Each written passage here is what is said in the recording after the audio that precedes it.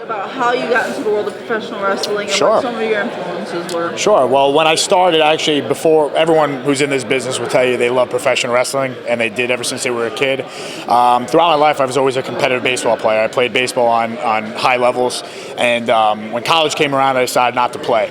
I came to the realization that probably wasn't going to take the next step to Major League, so I began coaching, and throughout that, I was able to hit the gym and everything like that. So once you lose that competitive edge of playing, you turn to maybe your other passion, which, like I said, from the start has always been wrestling. So I actually started in 2011 right here, the NYWC Sportatorium. Unfortunately, due to work and real life duties, I had to take a quick hiatus, and I actually restarted back up in 2013 with the Ludus Wrestling Center, trained by Joel Maximo. Ever since then, it's been great. I mean, living the dream, just like everyone else could tell you. Really, really doing everything that I possibly can to get to that next level. I've had a couple of opportunities with WWE, and I'm hoping they pan out. And other than that, I mean, it's been great. It's been a great ride. I think it's only starting.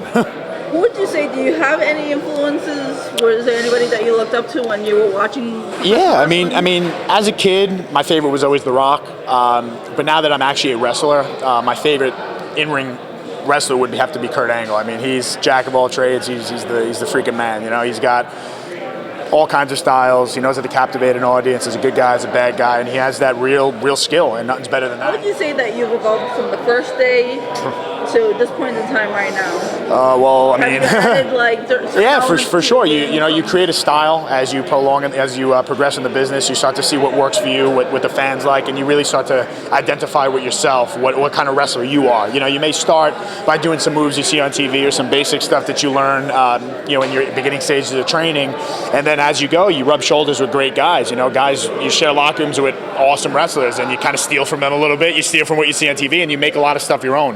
And once you're able to do that and really get a niche for what you're doing, I mean, it's night and day. It's night and day. It's like a caterpillar to a butterfly, right? Is that the old school way to put it? Now, Man of Steel, yes. I'm going to say you're some sort of comic book fan. Is that... I'll tell you exactly how it started. I was training. I was wearing a Superman shirt. My beard was shaven, and someone says, "You look like Superman." So right then and there, that's what they called me, the Man of Steel, and it stuck with me. I actually am debuting in a movie in 2016 playing no other than Superman. So there you go. So it's worked. It's worked. Would you like to see yourself? I mean, I know the ultimate goal is WWE. Of course. Are you willing to try other projects outside?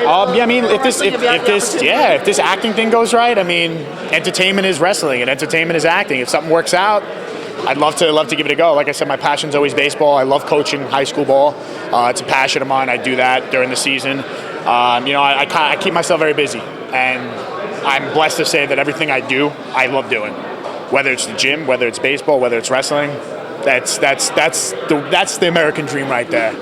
I'm sure for a lot of people, they want to get themselves into shape. A lot of the younger kids out there. What would your best piece of advice be to those people that just want to get into shape? The first thing I tell a lot of people is, before you step foot in that ring, make sure your body's ready. You don't need to go out there with muscle on top of muscle, but you got to look like you belong. And if you weigh 120 pounds soaking wet, it is a believability factor. We want to honor what we do, and by doing that, we really need to fit the part. Your conditioning, your body, it needs to be fit for this business. Not every single person can get in the ring and take the beating that we do. And if your body's trained for it, the wrestling skills will come secondary. And that's what I always like to tell people: before you really master the mat, master the physique.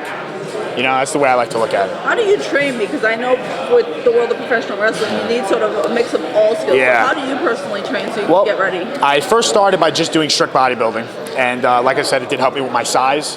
Now I've noticed that I need to do a lot more to keep my conditioning up, because the heavier I get and the bigger I get, it's harder for me to do the things I do in the ring. So I started adding a little bit of cross training in there, more endurance-based workouts, and stack that in there with your typical weightlifting and your cardio. And obviously, this is the best type of cardio. Anytime you're in the ring, blow yourself up. Sweat.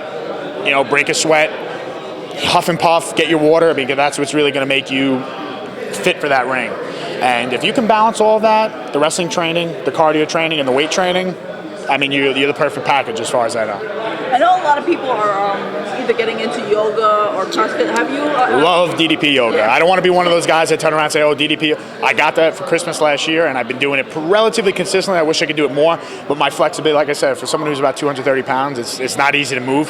So DDP yoga really helped, especially the more and more things that you do to your body, you become stiffer and more sore. So that really does help with the healing process as well. So I mean, there's a lot of things that you could really do, and yoga is definitely, I recommend that.